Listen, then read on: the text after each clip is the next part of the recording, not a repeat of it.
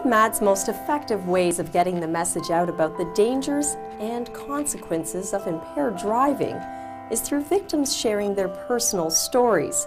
And for high school students, this is usually paired with a multimedia presentation.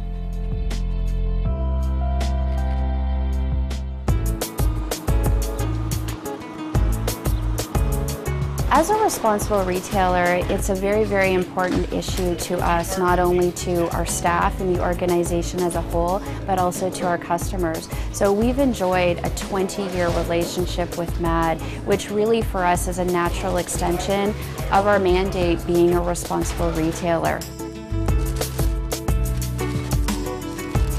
Between our customers and our staff, in December 2009, they raised, I would say, a record almost $900,000 for MADD Canada. That's actually double of what we were able to raise in 2008. So it really shows that not only are our staff and our customers, they really care about their communities and are really passionate about organizations like MADD Canada.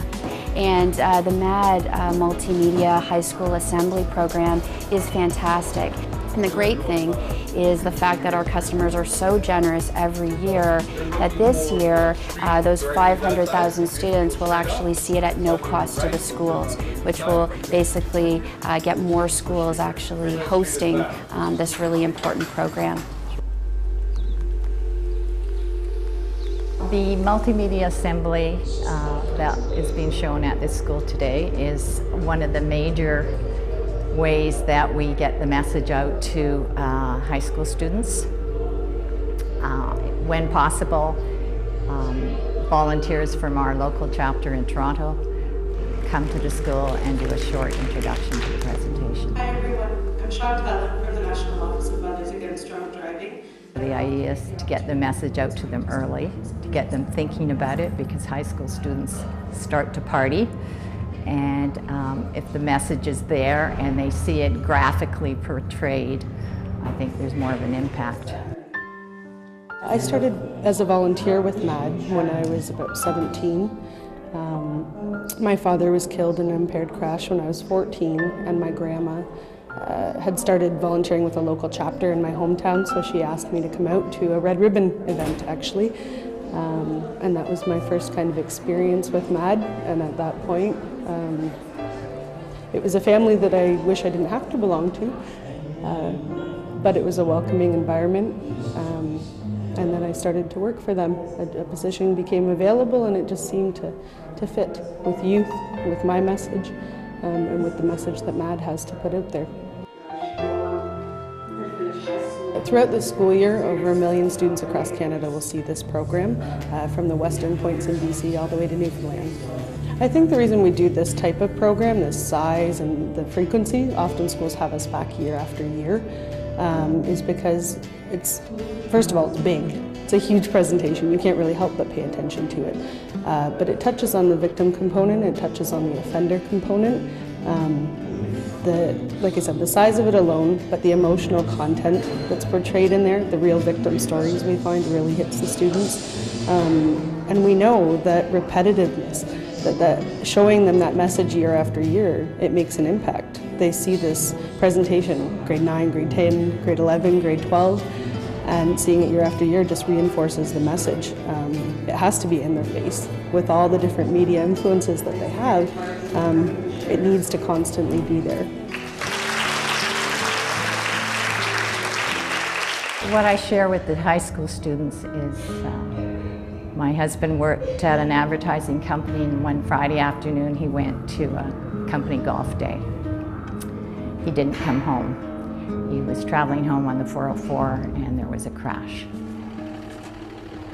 He was killed by a man who chose to drink and drive. The police came to my door late that night and told me that he had died at the scene.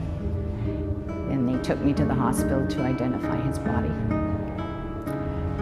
So I tell the students that there were a lot of things he lost.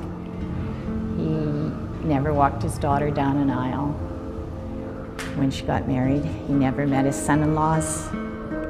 He never held and played with his grandchildren. And I tell them that when my grandson Zachary asked me, Nana, why did Papa Paul die? It was hard to answer him.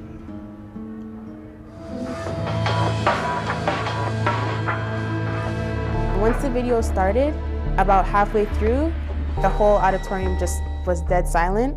And by the end of the video, and by the time Chantal was finished telling her story, I would say about a quarter of the auditorium was in tears. So it was really touching.